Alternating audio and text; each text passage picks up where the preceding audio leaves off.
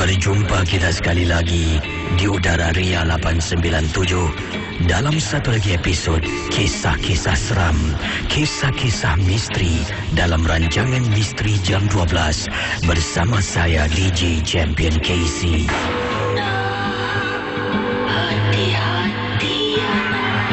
Saudara, sebelum kita mulakan dengan kisah-kisah pada tengah malam ini, di sini Kisi ingin mengingatkan anda semua, janganlah mudah kita percaya kita terikut-ikut dengan apa yang diketengahkan dalam rancangan Misteri Jam 12. Ingatlah, setiap kisah harus kita anggap sebagai satu hiburan sahaja. Anggaplah mendengar MJ12 ibarat anda menonton filem-filem seram. Misteri Jam 12 hanya satu hiburan. Sekiranya kalau anda mempunyai pengalaman misteri, anda boleh hubungi saya di 669111897. Anda juga boleh kirimkan SMS anda kepada saya dengan kodnya gelap KLUB, jarak, nama anda, kisah misteri anda dan hantarkan ke talian 72346. Ingat, sekali lagi, Misteri Jam 12 hanya satu hiburan saja. Kalau anda rasa takut, matikan radio anda. Kiriman email yang pertama ingin saya sempurnakan adalah kiriman daripada seorang pendengar, seorang suami yang dikenali sebagai Zahid saja. Zahid berkongsi pengalaman peristiwa. Katanya di sini, Casey, isteri saya telah pun diserang satu ataupun sejenis penyakit yang belum ketahui sebenarnya apakah penyakit yang menyerang, yang mengganggu isteri saya. Menyebabkan isteri saya terbaring di atas katil, tidak boleh bergerak, tapi boleh bercakap. Matanya boleh buka, boleh berkomunikasi, tapi dia tidak boleh bergerak. Telah pun dihantar hospital. Pada mulanya okey, tapi bila dia pulang ke rumah setelah pergi ke hospital, 2 hari kemudian isteri saya langsung tak boleh bangun dari atas katil. Ini membuat saya menjadi khawatir, membuat saya rasa takut dan sebagainya. Bila datang makcik saudara saya menyuruh saya mendapatkan bantuan alternatif, merawat isteri saya dalam keadaan yang tidak begitu sihat dan tidak boleh menguruskan dirinya. Pendengar Ria 897 FM, Zahid menceritakan beliau telah pun mendapatkan bantuan seorang pakar. Tapi pakar itu hanya datang 4 hari setelah Zahid menelpon beliau. 4 hari kemudian baru pakar datang.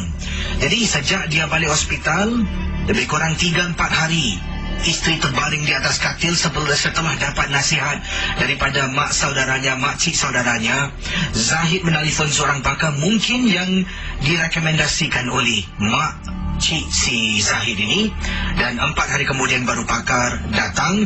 Dan saya rasa dalam sebelum pakar datang lebih kurang 8 hingga 9 hari isteri Zahid terlantar dalam rumah, tidak boleh bergerak. Pendengar Ria 897, bila Zahid mengatakan bila pakar itu datang dan periksa dalam rumah tidak ada apa-apa gangguan, sampailah pakar tersebut, Haji Hashim namanya Kisi, memasuki dalam bilik tidur, kamar tidur saya di mana isteri saya sedang baring. Dan waktu itu isteri saya sedang nyenyak tidur. Pakar tersebut berdiri di hadapan katil isteri, kemudian pusing ke belakang tengok saya. Boleh tak awak izinkan saya untuk lakukan sesuatu? Silakan cik, silakan. Dia mula membaca beberapa surah. Pendengar Ria 897, kata Zahid, selama lebih kurang 8 hingga 9 hari istrinya terbaring di atas katil, tak boleh bergerak. Bila Haji Husin membaca beberapa surah, istrinya terus bangun dan duduk. Suami iaitu Zahid kata saya terperanjat Kisi. Astaghfirullahalazim. Kemudian isteri toleh dan tengok pakar tersebut dalam keadaan seolah-olah nak menerkam dan nak mengapa-apakan pakar tersebut. Siapa suruh kau datang? Aku tak panggil kau. Kenapa kau sibuk, Brigadia 897. Dalam kiriman email, Zaid menceritakan istrinya mula berbual dengan nada suara bukan milik isteri saya, Casey. Dia mula berkata, "Siapa suruh kau datang? Aku tak panggil kau, kenapa kau sibuk? Kau nak kacau aku? Ni tempat aku. Banyak aku dah bawa," kata isteri saya dalam nada yang menyeramkan. "Zaid, awak ambilkan saya sejak air putih. Ambilkan sekarang." Saya masuk ke dapur, Kisi, ketakutan. Bila saya masuk dapur, saya ambil air tersebut, saya dengar isteri saya terpekik, mengilai dan sebagainya. Pendengar Ria 897, saya bergegas kembali ke dalam bilik. Pakar itu sedang membaca. Isteri saya sedang duduk sambil itu menangis, terpekik dan sebagainya. Kemudian pakar tersebut ke belakang 3-4 langkah. Dia tunjuk di bawah katil. "Zaid, kau tahu tak apa bawah katil kau?" Saya tengok, Kisi, secara mata kasar ni tak nampak apa-apa pun. Hanya 2-3 kotak yang saya simpan barang-barang saya. Dan saya katakan secara jujur, saya tak nampak tuan, minta maaf. "Ada tak kawan-kawan isteri kau datang sini ke? Siapalah kau datang sini, ada tak?" "Oh, adalah saudara mara, makcik, pakcik." Aku tak nak cakap siapalah, tapi aku rasa adalah antara mereka yang datang tu bukan datang dengan tangan kosong. Kau tahu tak bawa katil isteri kau ada apa? Casey, bila pakar tu kata, kau tahu tak bawa katil isteri kau ada apa? Isteri saya toleh dan tengok saya. Ada pocong-pocong. Casey, isteri saya dengan nada yang seram, dia toleh tengok saya. Ada 7 pocong. Pakar tersebut satu malam, Casey, sampaikan dia panggil seorang lagi sahabat. Sebab dia kepenatan. Hampir 3 jam duduk dalam bilik membaca umat kami. Saya tak boleh buat apa-apa, Casey. Seorang lagi sahabat datang mengambil alih tugasnya. Dia keluar, dia berbual dengan saya. Dia kata ini memakan masa. Selagi 7 ekor pocong di bawah katil tidak dikeluarkan dari dalam rumah, selagi itulah isteri saya akan bersifat sedemikian. Casey, pendengar Ria 897. Itulah waktu hari yang tak dapat saya lupakan hingga ke saat ini. Pengalaman rupa-rupanya saya rasa dah. Antara ramai yang datang, saya tahu siapa, tak nak saya sebutkan, Casey. Salah seorang daripada tetamu yang datang melawat menziarah isteri saya yang sedang sakit tenat. Setiap kali dia datang, dia bawa satu barang, dia simpan bawah katil. Dia simpan bawah katil. Lebih banyak dia letak, lebih teruk keadaan isteri. Terima kasih. Selamat tengah malam, Zaid. Kisah-kisah yang anda dengar merupakan misteri jam 12. Tidak ada sebarang bukti yang boleh mengesahkan kebenarannya. Pendengar Ria 897, saya akan terus berkongsi peristiwa berikut ini. Kiriman email datangnya dari seorang pendengar dari seberang tambak. Ini dari orang Johor, berkongsi peristiwa pengalaman yang tak dapat dilupakan. Dan namanya Abang Amri. Abang Amri, ya betul. Abang Amri dari Skudai berkongsi peristiwa. Beliau bertugas sebagai seorang pemandu teksi. Dan apa yang berlaku, beliau pernah menjemput seorang penumpang di salah sebuah jalan dekat kawasan Johor Bahru. Waktu itu sekitar pukul 1 pagi. Bila nampak seorang perempuan ni menahan teksi saya pun dari jauh Kisi menjemput dia naik kenderaan saya. Lazimnya kalau orang duduk teksi saya, selalunya lah kalau yang tahan mesti duduk di belakang. Tapi pada malam tersebut wanita ini duduk di bahagian depan teksi. Saya tak pasti kenapa, mungkin dia takut, saya tak tanya pun. Jadi saya tanya dia nak ke mana. Dan waktu tu memang saya dah mengantuk sangat. Dan dia pun sebut yang dia nak ke Skudai. Ini kampung aku, sempat boleh saya pulang ni untuk berehat. Jadi seolah-olah ni orang mengantuk disorongkan bantal. Memang saya pun nak pulang ke rumah, memang tepatlah tempatnya. Jadi kata Abang Amri, saya pun memandu teksi saya dan saya tanya Skudai bahagian mana, kawasan mana. Dia pun sebutlah nama alamatnya dan saya pandu. Memang agak jauh sedikit dari rumah saya. Dalam perjalanan, entah macam mana, Saya sedang memandu, saya dapat rasakan si budak yang perempuan ni lah, yang duduk di bahagian depan teksi ni kerap kali suka jeling ke belakang. Dia bukan toleh. Kata Abang Amri, dia suka jeling ke belakang teksi saya. Jadi saya pun rasa macam mustahil. Saya tengok dari cermin kisi, dari rear view mirror. Saya pandang ke belakang, tengok tak ada apa-apa, tempat duduk belakang kosong. Dan dalam hati ni, apa lagi yang nak mengganggu aku, nak balik ni, nak berehat. Entah macam mana, saya pun tak apalah. Untuk menenangkan diri, saya kata pada budak ni, "Dek, abang singgah kedai minyak boleh kejap tak? Abang tak tahan lah, nak terkucil." Jadi budak ni kata, "Boleh lah bang, saya pun boleh beli air, minuman." Jadi saya pun singgah kedai minyak berdekatan sebelum masuk Lebuh Raya. Jadi pendengar Ria 897 FM, bila masuk kedai minyak, apa yang berlaku, saya pun pergi ke tandas. Budak ni keluar, pergi beli minuman. Jadi saya pun kembali dalam teksi, nampak budak ni pun dah duduklah di bahagian duduk di belakang pula kali ni. Jadi tak apalah, saya tutup pintu, saya pandu pergi. Sedang pandu keluar jalan main road tu, kata Abang Amri, Casey sedang memandu, saya berbual dengan budak yang duduk belakang. Dek, duduk belakang pula, tadi duduk depan.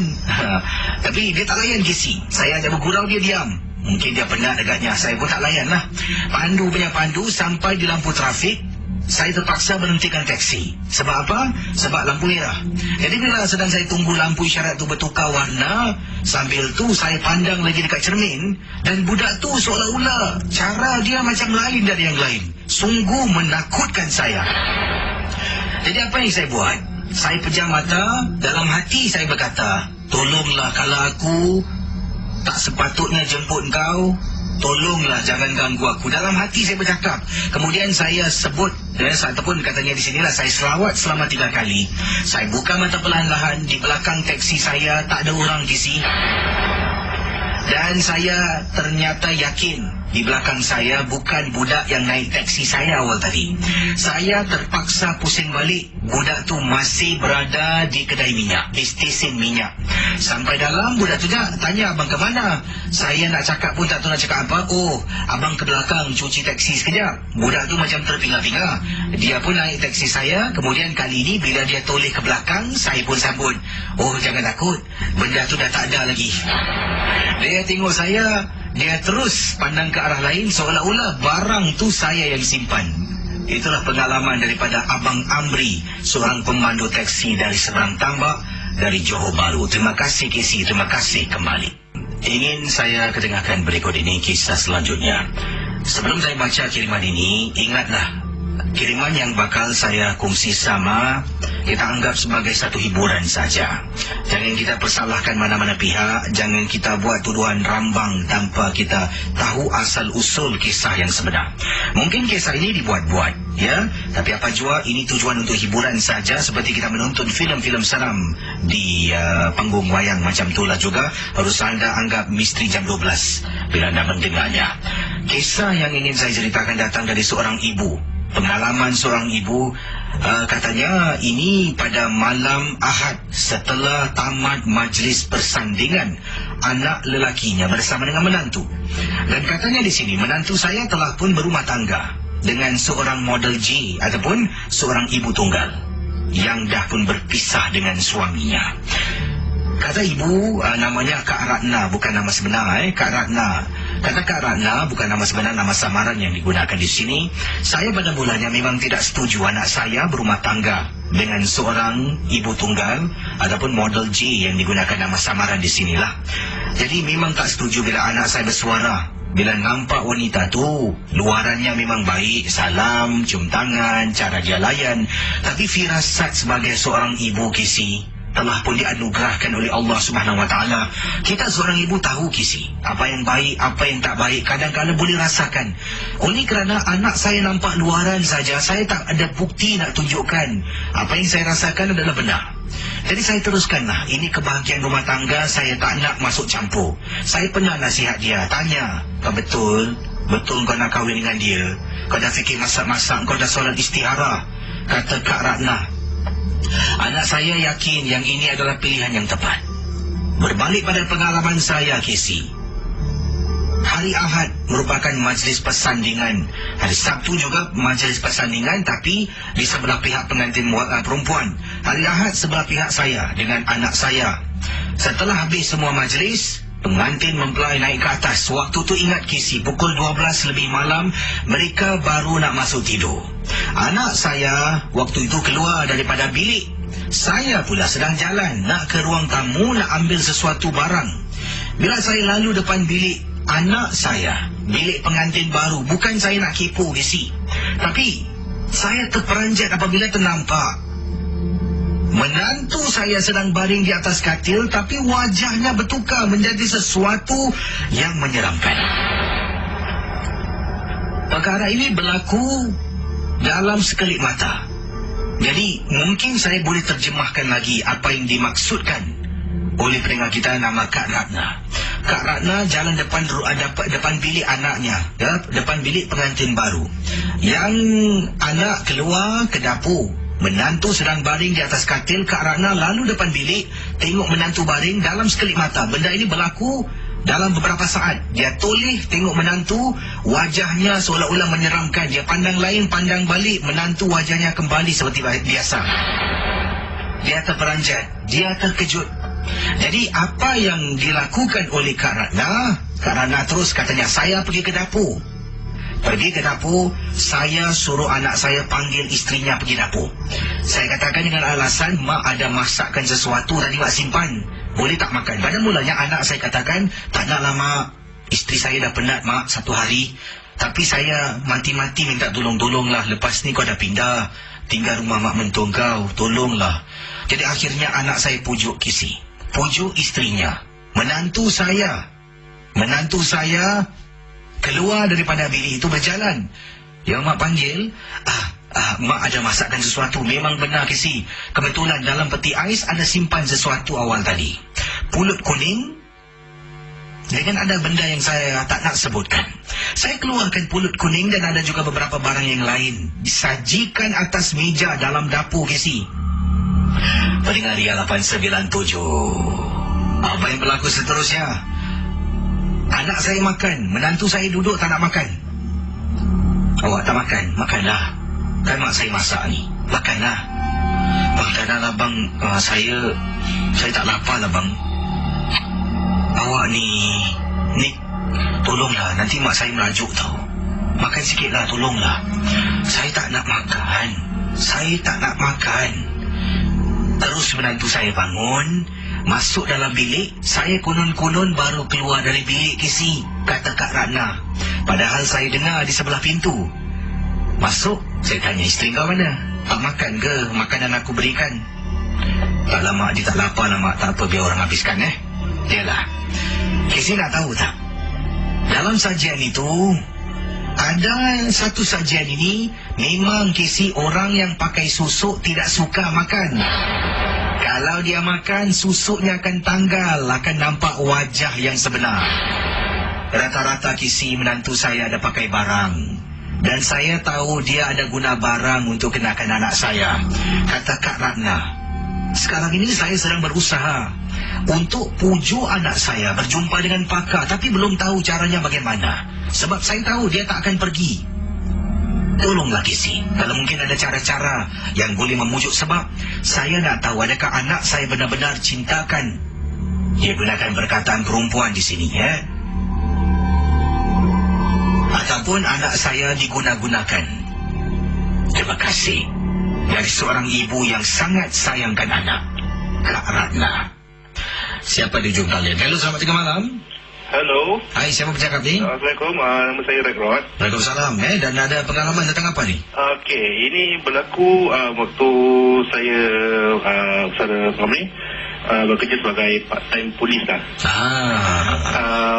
Tahun bila ni? Saya? Tahun bila agak-agak? Dalam tahun 2006 gitu. Apa yang berlaku bila anda sedang bertugas? Waktu tu saya tengah menjalani latihan kes saya yang polis yang bagian yang MRT lah. Okey, jadi latihan tu kami kena jalan dalam terowong lah, tunnel MRT tu. Malam. Berapa ramai itu kena jalan bawa dalam terowong? Satu squad lah. Okey. Jadi waktu tengah jalan tu, saya tak bilang lah dari stesen mana ke mana. Okey. Jadi dalam perjalanan tu, kat dalam terowong tu, Dalam jalan yang ada dua yang budak yang NS lah. NS Wali macam merapat dengan saya. Saya tanyalah, orang ni kenapa? Jadi yang satu tu cakap saya, bang, kau cuba tengok sebelah kiri kau 45 degree ke atas. Jadi saya pun toleh lah ke kiri tengok. Ya Allah, yang saya nampak tu yang dia melekat kat dinding. Dekat gitu. Jadi bila anda lalu dekat terowong tu, memang gelap, tak ada lampu pun lah? Ada lampu, tapi lampu dia sebuah-sebuah. Gelap lah, lampu dia pun malam. Okey. Tapi dalam gelap tu nampak pasal putih kan. Jadi dia melekat kat tembok. Kira dia punya belakang tu melekat kat tembok. Dengan dia punya rambut terjuntai macam gitu. Ya Allah, macam nak tercabut lutut ke. Walaupun ramai orang tapi yang nampak kita 3 orang je. Yelah, tapi walaupun ramai orang tetap ada perasaan takut. Memang pasal dekat. Itu dia. Jarak kita dengan benda tu, kalau misalnya dia di kat sebelah bawah, jarak dalam 5 meter gitu. Kemudian dah ternampak benda tu, penampakan lah kakak cantik di terowong tu, apa yang dah lakukan? Saya. Apa yang dah lakukan? Saya terus pandang ke depan. Saya cakap budak-budak, korang semua tengok depan, jangan tulis-tulis lagi, baca apa korang tahu. Saya pun baca lah, aku makamit apa yang surah yang saya tahu kan. Terus jalan tak pandang belakang, tapi memang rasanya tu seram gitu, betul. Jadi cabut lutut ni. Tapi sekarang dah tak ada berimat lagi lah sekarang saya dah berhenti lah dari kecepatan tu lah. Terima kasih sama. Kembali seorang pendengar namanya Kak Farida yang menetap di Jurong West Extension. Katanya di sini, apa khabar Kisi? Kabar baik. Nama saya Kak Farida dan Kisi kakak ada satu pengalaman yang menakutkan. Anak kakak ni berusia 6 tahun. Dan kakak waktu itu dah jinak-jinak suruh dia tidur di bilik yang lain. Sebab apa Kisi? Kakak tak naklah dia tidur sampai besar panjang dengan kakak dan suami dalam satu bilik yang sama. Walaupun suami kadang-kala paksa ataupun marah kakak tak baik tinggalkan anak seorang-seorang, tapi kakak kata kakak nak melatih dia. Lazimnya dia tak nak tidur Kisi. Dia akan menangis, tapi kakak akan tidur dengan dia dulu. Kakak akan pastikan yang dia tidur. Kakak akan tepuk dia, layan dia sampai dia terlelap. Barulah kakak akan keluar dari bilik perlahan-lahan. Tapi pintu bilik kakak tak tutup. Kakak buka pintu biliknya, sebab pintu biliknya akan menghadap pintu bilik kakak. Apa yang berlaku pun boleh nampak. Jadi kakak pun masuk ke dalam bilik kakak, pintu bilik kakak buka, barulah baring atas katil dan tidurlah dengan suami. Jadi pendengar Ria 897 FM, Kak Farida mengatakan pada beberapa hari kemudian tu pernah tanya pada anak, dan anak pernah bersuara. Katanya takut nak tidur malam-malam seorang. Anak yang berusia 6 tahun Dan kakak cakap jangan takut, tak ada apa-apa. Dia kata nampak nenek dalam bilik. Terus kakak marah. Kakak terus kata, Iwan, one more time you talk about grandma, mama gonna kill you. Sebab Kisi, sejak arwah ibu kakak meninggal, waktu itu lebih kurang dah 6 bulan arwah dah pergi meninggalkan kami. Arwah tinggal serumah dengan kami. Dan dia sering kali kata tentang neneknya. Dan waktu itu pula, dah beberapa kali dia katakan dia nampak nenek dalam bilik bila kakak mula suruh dia tidur seorang dalam bilik. Sampailah satu malam, waktu tu kakak pun dah tidurkan dia, kata Kak Farida. Setelah dia dan nyenyak tidur, kakak jalan masuk dalam bilik. Sedang baring, malam tu tak tahulah, tak boleh tidur Kisi. Golek kiri, golek kanan, mata tak boleh kakak lelap. Jadi kakak pun pandang dalam bilik anak yang gelap. Bilik kakak pun gelap, ruang tamu pun gelap. Kakak katakan awal tadi, bilik kakak bertentangan dengan bilik anak. Bila perhatikan betul-betul, Kisi kakak nampak macam susuk tubuh arwah mak kakak. Dalam bilik anak sedang duduk dekat ujung katil tapi tunduk. Astaghfirullahaladzim. Dalam hati, selama ni betul dah cakap anakku. Kakak dari katil tu kejut suami bangun. Kakak kata, bang, nampak tak? Suami kata tak nampak apa-apa. Bila toleh, benda tu dah hilang Kisi. Kisi, itulah pengalaman peristiwa yang tak dapat dilupakan. Tolonglah ketekankan dalam rancangan Misteri Jam 12. Terima kasih. dan juga selamat tengah malam. Saudara, kisah-kisah yang bakal anda dengar dalam Misteri Jam 12, anggaplah ia hanya satu hiburan. Tidak ada sesiapa yang boleh mengesahkan kebenarannya. Kalau anda rasa takut, perlahankanlah suara radio anda. Misteri Jam 12, hanya satu hiburan. Ada daripada Sulastri berkongsi pengalaman KC. Tempoh hari saya naik MRT di salah sebuah, saya sebutkan boleh lah di stesen MRT Bukit Batu. Jadi saya ni naik last train. Apa yang berlaku bila saya MRT datang, saya pun masuklah dalam train tersebut menuju ke arah Tua Payoh.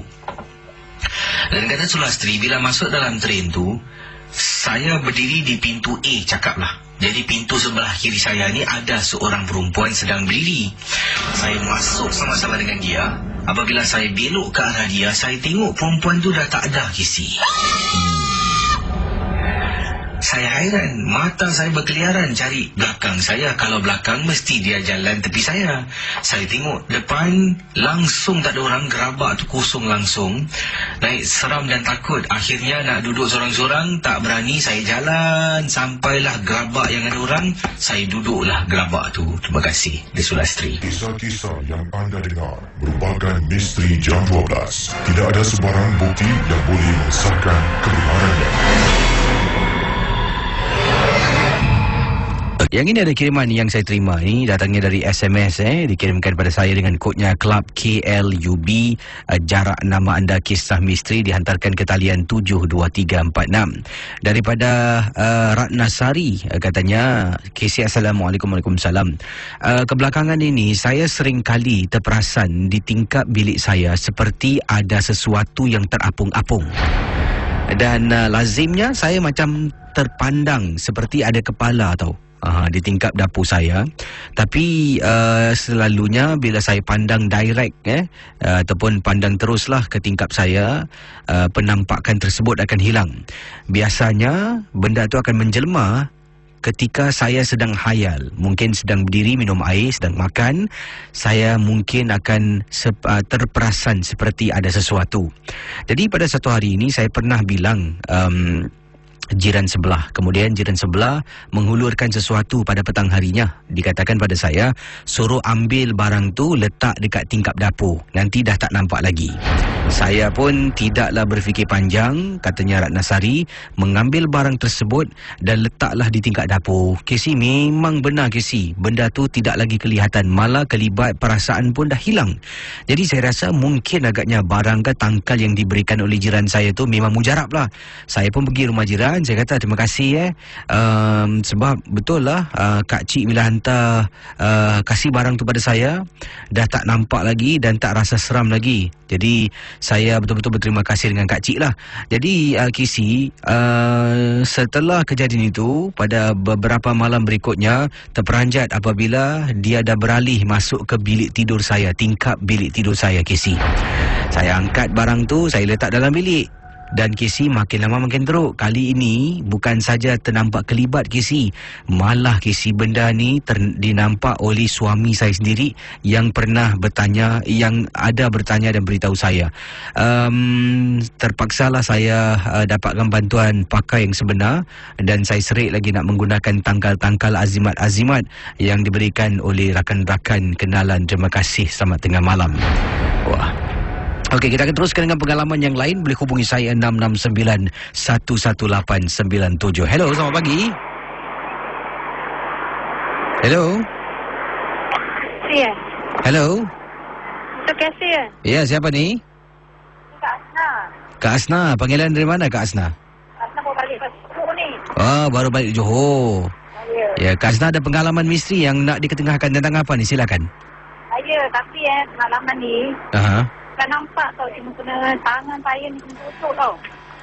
Tangan anda kenapa cucuk? Dah tutup, saya ni malam lah kan, dah malam. Saya makan. Tak makan satu tempat tu dah kedai lain, sembilan tempat lain lah. Saya ni memandu. Satu tempat ni jalan, kita kan jalan baru ni, kita kira kan dalam baru lah tempatnya. Kali dah tu kita dah beli makan apa semua kan. Sebalik sampai rumah semua anak-anak semua dah makan apa semua kan. Kali ada bau wangi lah kita wangi tu. Macam wangi tau kita habis anak dah tangan apa semua dah nak tidur. Kira dah terlelap berapa minit tangan kena tekan lah Kesi. Tapi tak nampak lah. Cuma kena tekan tu macam kena cubit. Macam tanya apa salah kau supaya aku macam marah gitu kan. Benda sadar tak ada orang tau. Suami dah tidur. Itu je Kesi Terima kasih Assalamualaikum. Waalaikumsalam warahmatullahi taala wabarakatuh. Saya rasa macam confused pula dengar jalan cerita kakak tadi sebab radio di belakang tu tak dimatikan. Jadi susah nak faham pengalaman yang dikongsi sama. Baik, bagi nak hubungi saya boleh sila hubungi saya terus dan ingat radio di belakang anda tu supaya anda matikan dan tidak mengganggu anda yang nak bercerita. Hello, selamat pagi. Hello. Hai, siapa tu? Saya Asri di sini. Asri, panggilan dari mana Asri? Dari Sembawang. Silakan Asri, pengalamannya tentang apa? Pengalaman dia berlaku 20 minutes ago. Silakan. Baru juga. Saya tengah dalam perjalanan balik ke rumah. Bila saya tengah turun tangga, saya dapat melihat ada lembaga putih duduk di bawah. Lepas tu saya fikir hendak terus berjalan, tapi kelamaan saya berasa hidup takut. Dan lepas tu saya terus berlari ke kedai kopi yang terdekat. Dan sekarang saya masih dekat di kedai kopi ni. Dan rasa gementar ke.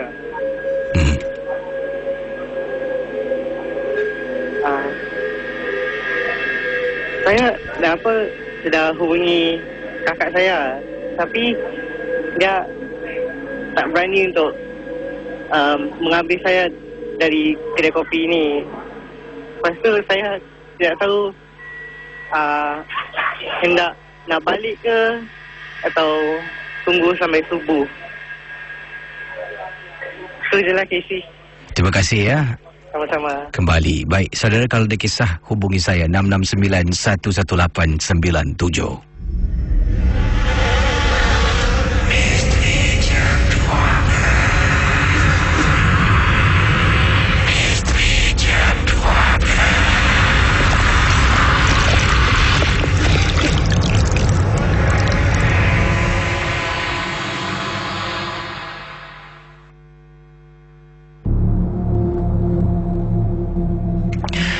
Selamat tengah malam Casey dan juga pendengar Ria 897.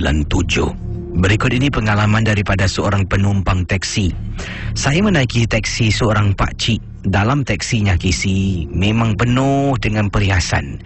Malah Casey teksinya memang menarik. Dari luar nampak biasa. Masuk ke dalam, kereta-kereta mainan yang kecil-kecil di hadapan. Di kiri kanan ada juga anak-anak patung.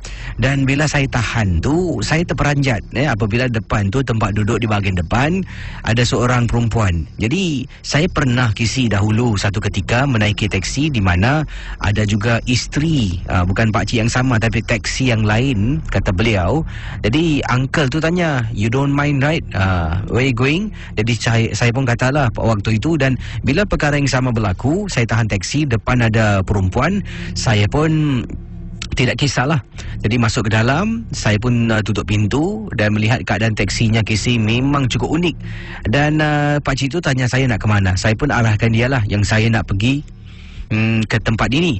Jadi dalam perjalanan Casey, yang menghairankan saya, sebelum ini saya juga pernah naik teksi yang depan ada penumpang lah, iaitu isteri kepada pemandu.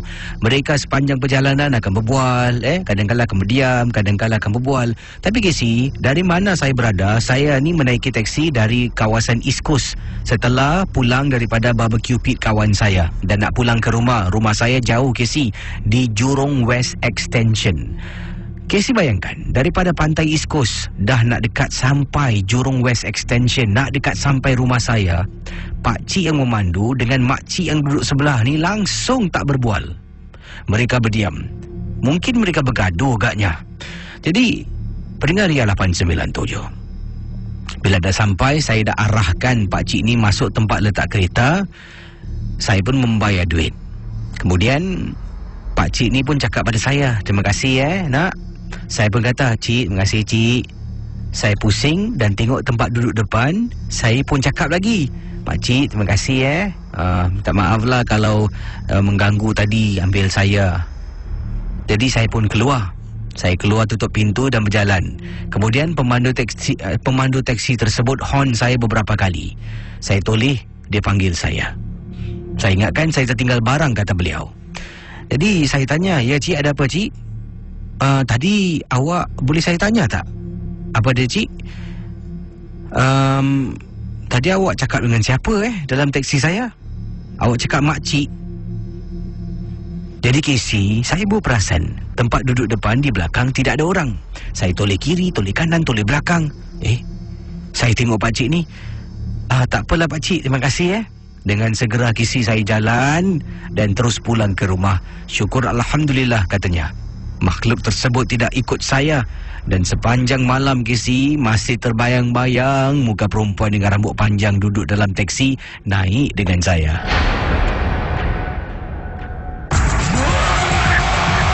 Saudara, kisah-kisah yang bakal anda dengar dalam Misteri Jam 12, anggaplah ia hanya satu hiburan. Tidak ada sesiapa yang boleh mengesahkan kebenarannya.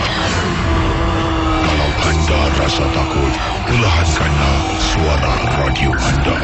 Misteri Jam 12, hanya satu hiburan.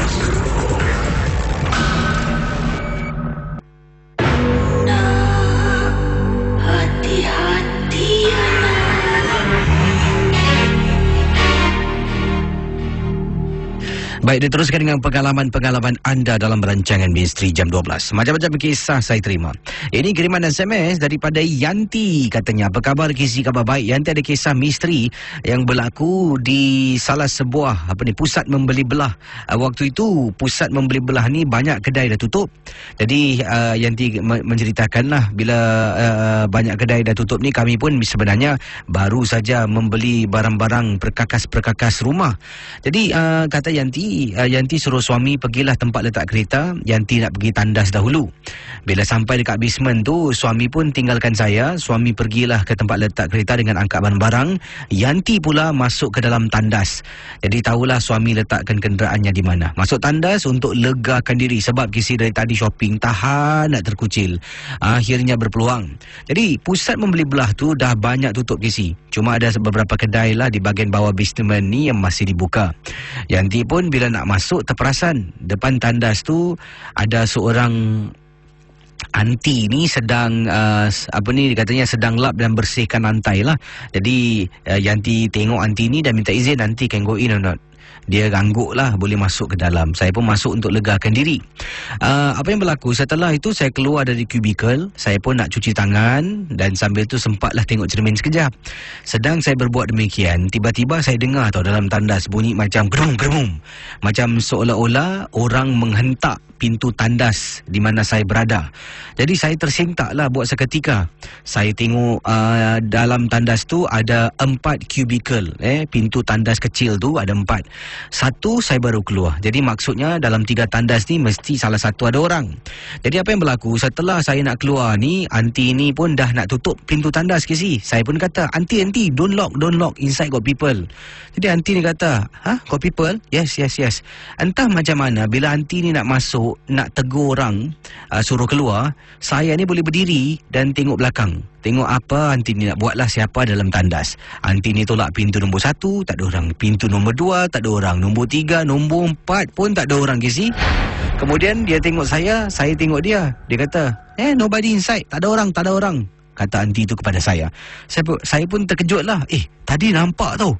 Tak apalah, saya dengan segera bergegas jalan pergi tempat letak kereta, jumpa suami saya. Tadi memang benar, saya rasa macam salah satu kubikel tu dalamnya ada orang sebab kedengaran sesuatu. Terima kasih dan juga selamat tengah malam, Casey.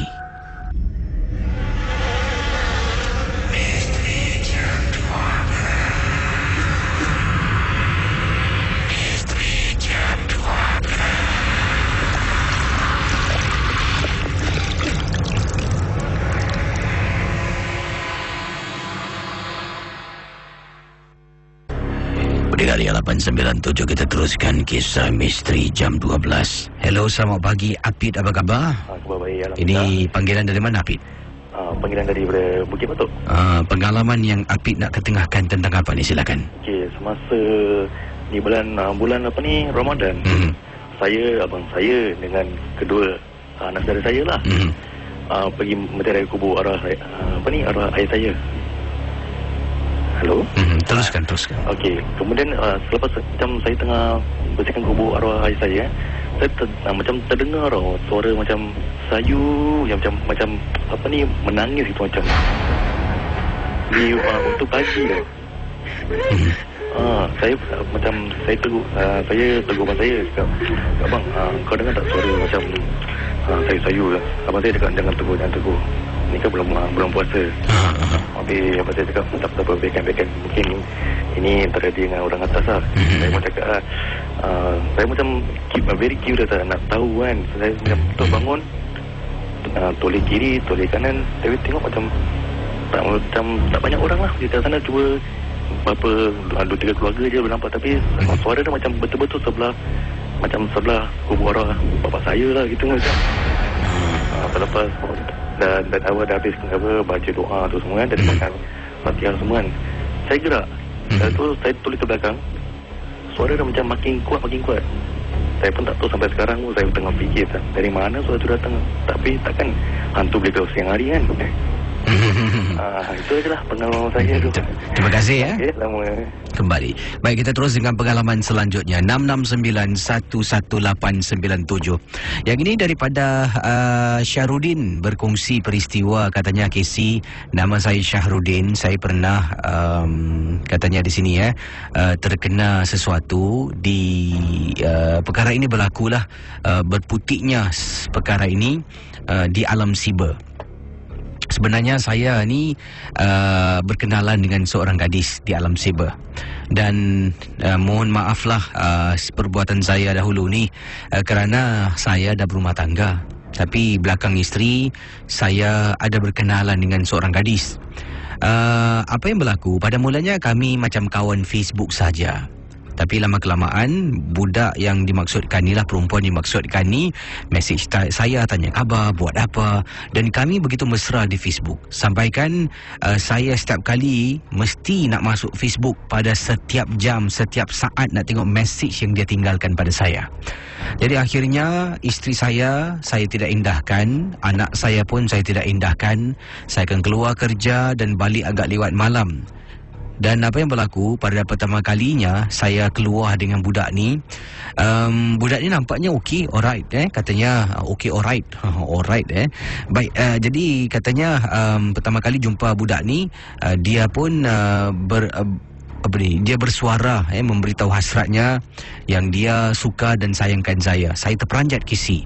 Saya pun memberitahu perkara yang sama, yang saya suka dan sayangkan dia. Jadi sebenarnya saya tak tahu dia ada sesuatu yang dia inginkan dari saya, bukan kerana dia cinta dan sayangkan saya. Dipendekkan cerita, kata beliau ni, sebenarnya budak yang saya kenal ni bukanlah budak Casey. Dia adalah seorang wanita yang berusia tetapi menggunakan susuk. Dan dia bukan nak saya, dia nak anak saya yang baru sahaja dilahirkan. Masih darah manis. Betul, Kisi. Mati-mati Casey, dia nak datang ke rumah, nak jumpa dengan isteri. Katanya dia nak dapatkan kerestuan isteri tentang perhubungan kami. Tapi saya tak setuju. Saya kata saya tak nak isteri tahu tentang perhubungan kami.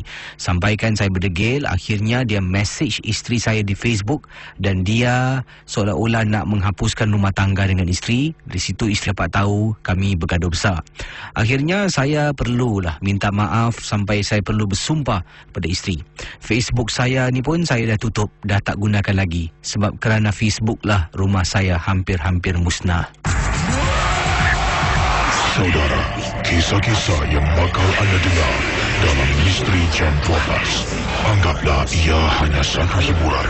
Tidak ada sesiapa yang boleh mengesahkan kebenarannya. Kalau anda rasa takut, perlahankanlah suara radio anda. Misteri Jam 12, hanya satu hiburan. Baik saudara, kita akan teruskan Misteri Jam 12 di Ria 897 FM. Dan bayangkan awal tadi seorang rakan yang berkongsi pengalaman beliau apabila kenal dengan seseorang dalam Facebook. Dari situ kenal kawan-kawan biasa, menjadi begitu mesra sampai jumpa dan akhirnya anak isteri menjadi mangsa. Yalah, isteri menjadi mangsa kerana suami main kayu tiga, anak pula menjadi mangsa sebab si wanita tu bukan nakkan suami, nakkan anak yang baru lahir. Mungkin bila dalam Facebook kan nanti anda upload, mungkin si suami tu upload gambar bayi, gambar isteri. Jadi si Polan ni telah pun tengok, wah dia ni ada anak baru lahir ni, peluang untuk aku ni nak cari darah manis, macam tu lah.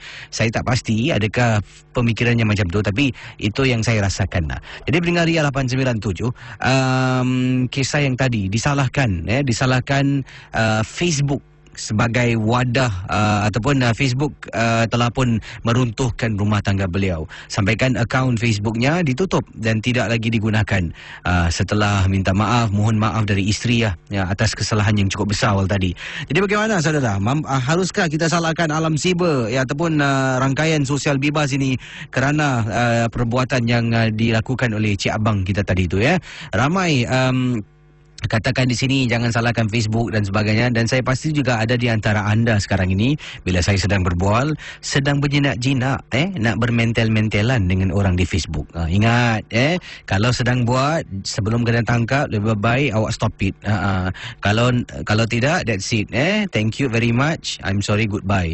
Jadi hentikanlah segala perbuatan-perbuatan yang tak baik di Facebook ni, khususnya kalau nak bermental-mentalan. Awak jangan terpegun dengan wanita di Facebook ni. Tak semualah, tidak semua saya kata. Ada yang ambil gambar tu, petik gambar mesti muka nak sengit, lepas tu nak step ada lesung pipit, mata dia nak step besar.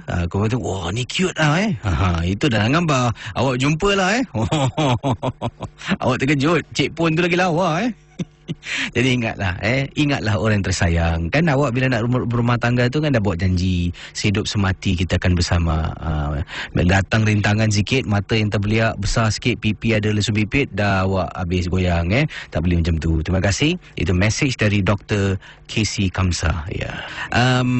Ini daripada siapa ni? Kiriman pendengar kita Khadijah. Kata Khadijah, Casey selamat malam, saya ingin berkongsi pengalaman peristiwa. Kata beliau, kerana pengalaman saya inilah terpaksa suami beli almari baru. Betul Casey, sebenarnya baru-baru ini pintu almari saya pecah.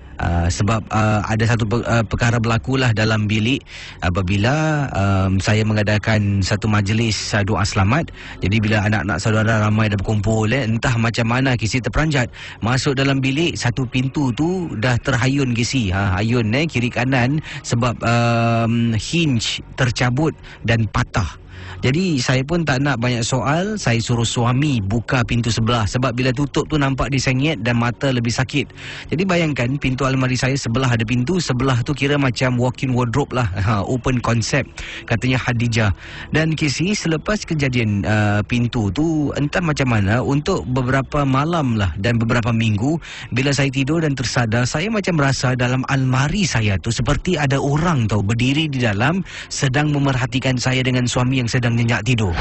Jadi pada mulanya saya memang tidak ingin indahkanlah apakah yang saya rasakan pada tikadan saat itu. Tapi lama kelamaan Casey, perasaan takut ni mula timbul dan akhirnya membuat saya terus menjadi histeria apabila saya memang benar-benar ternampak benda seperti mata merah menyala dalam almari Casey yang tidak berpintu. Casey bila nampak tersentak dan saya terus kejutkan suami.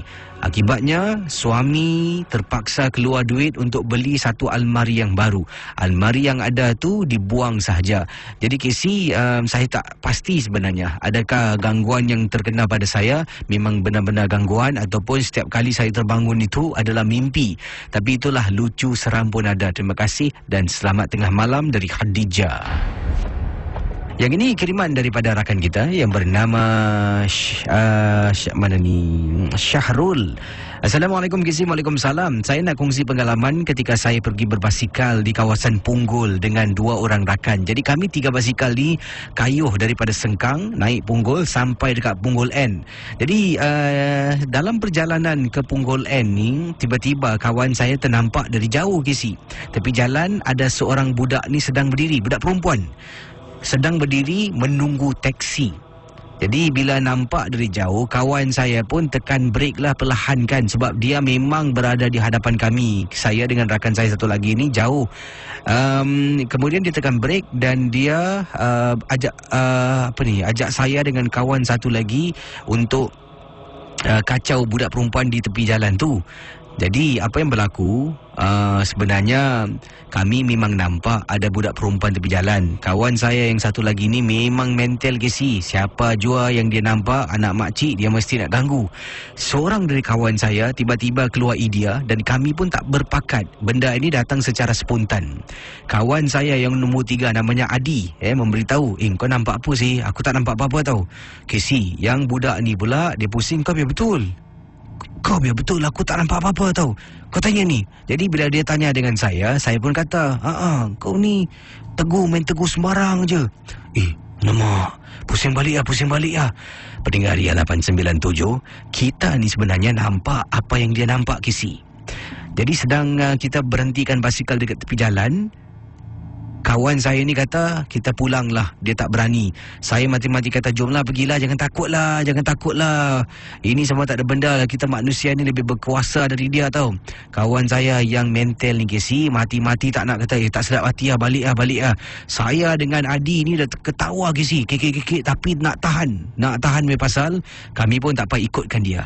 Casey, apa yang berlaku dalam masa yang sama, kami pusingkan basikal terperanjat Casey dekat belakang kami. Bila nak pusing, budak yang sama sedang berdiri.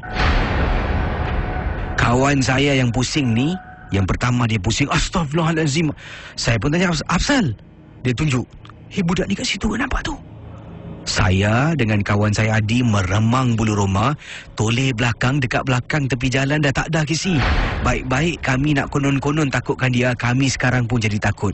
Pada mulanya ingat kau orang betul, tapi rupanya bukan Casey, memang jelmaan wanita di tepi jalan dekat Punggol. Ya Allah Casey, takut sangat. Saya pun kata pada kawan saya, jomlah kita pergi Punggol N sekarang lah. Jadi bila tengok belakang tak ada, patah balik. Baik-baik nak patah balik, kami teruskan perjalanan untuk ke Punggol N. Nasib baik bila sampai di sana, ramai yang sedang memancing, sedang lipak-lipak. Jadi hilanglah perasaan takut. Terima kasih Casey dan juga selamat tengah malam. Kisah-kisah yang anda dengar merupakan misteri jam 12. Tidak ada sebarang bukti yang boleh mengesahkan kebenarannya.